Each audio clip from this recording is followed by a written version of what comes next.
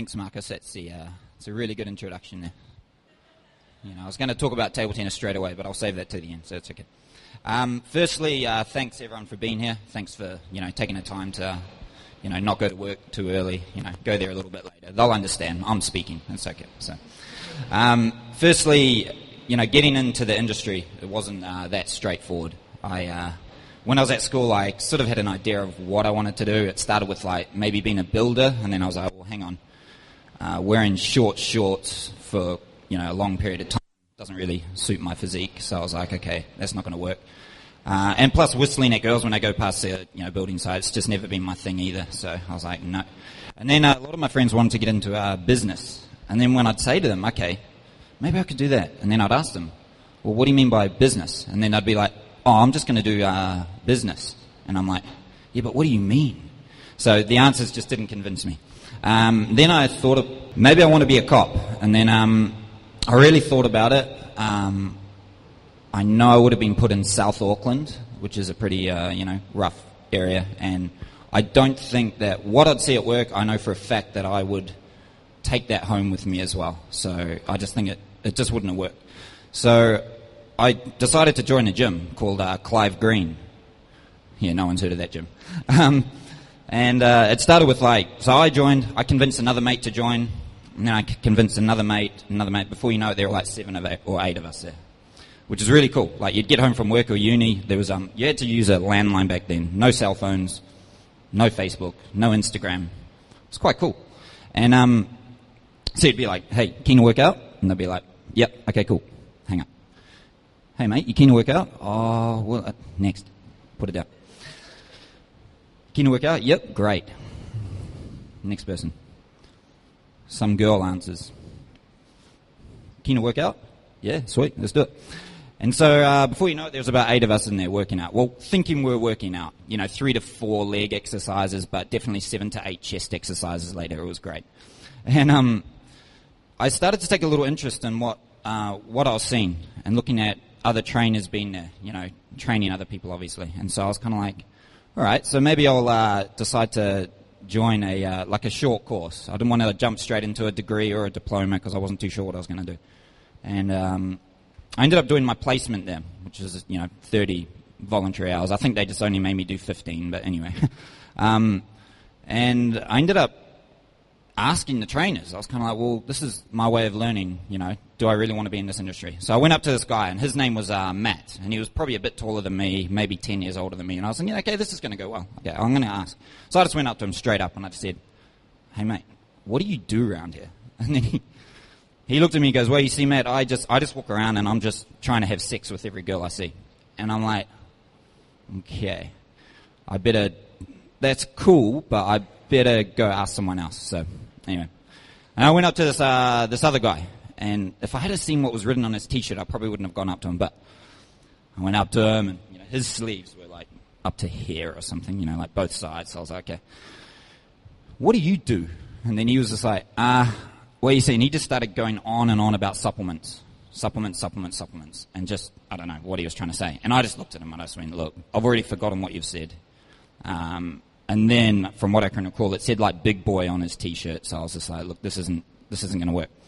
And cut a long story short, I just found that the answers I was getting from these trainers just wasn't that convincing at all. And then I was almost like, do I actually want to be in this industry? So after doing my placement, they asked me if I wanted to stay on at the gym and work there, and I just said no because I just didn't see any future there. So I decided to go into a diploma after that, which was a year course or something. And a friend of mine actually, she approached me and she just goes, look, there's a job available there at Les Mills. No one's heard of that gym? Okay, it's all good. And I was like, okay, cool. As a trainer? Yeah. And she was like, no. As a receptionist. And I was like, say what? And then she was like, a receptionist. And I went, she was like, no, it's all good. It's a good way to get your foot in the door, just get in there. So I was like, okay. So I got my CV together. Well, actually, she helped me out. It was all good. And I went there. And from her name was Jess. She interviewed me. Things were going great. I thought I was actually answering your questions extremely well, but she just gave me this look after about 4 questions, I think. So clearly, I don't think I was getting the questions right. And she just goes, can you just wait here 1 minute? I went, yeah, sure. So here's me thinking, I've got this in the bag. I've got the job. It's all good. 2 minutes went by, and I'm like, where is she? And then I was thinking she was just hiding around the corner, just looking at me, just going, okay, maybe he's just going to leave because I don't want to tell him that we don't want you here. So I was just like, 3 minutes went by, and I'm thinking, okay, this is not good. Although she did have my CV on her. Like, she didn't leave me with the CV. So I waited. And then she comes back and goes, hey, look, the PT manager's upstairs. You want to be a personal trainer, right? And I was just like, yeah, I do. So I started working at that gym for around about a year, and then I had to move to the other side of Auckland. So I was like, okay. So I got my experience here. I was really enjoying the industry, but I still didn't want to be at that gym. So I decided to enroll into, or get a job at another gym called Bodytech. And what I liked about this gym, the pay to start with was not good at all. It was crap. But what I liked about it, there was a lot of in-house training that was going to happen for me. So it was almost like getting another university degree. And one thing that my previous personal manager said was, hey, you should, if you can find a decent personal trainer that you respect, you should get personal trained by them. And here's me, like 17 years old, going, I don't need to be personal trained. What are you talking about? I finally found someone who I thought, I'll be able to learn from. And he now runs 3 successful CrossFits in Auckland now. And I learned. It was just a really big eye opener for me. So I was like, okay, cool. He always asks, like, when are you coming back? You got to come work for me. And I'm just like, 2 years. 2 years goes by. He goes, so when are you coming back? And I'm like, another 2 years. Marcus, he's actually stopped asking me now, so it's all good. So, however, here was me just thinking, okay, I love what I do. People are going, like, why are you working these long hours? Like, you're just, I'm like, well, look, mate, relax. Shut your face. Like I said, I love what I do, so I'm going to continue doing that. And then I ended up moving over to North Australia. Okay, so that was like a bit of a step out of my comfort zone.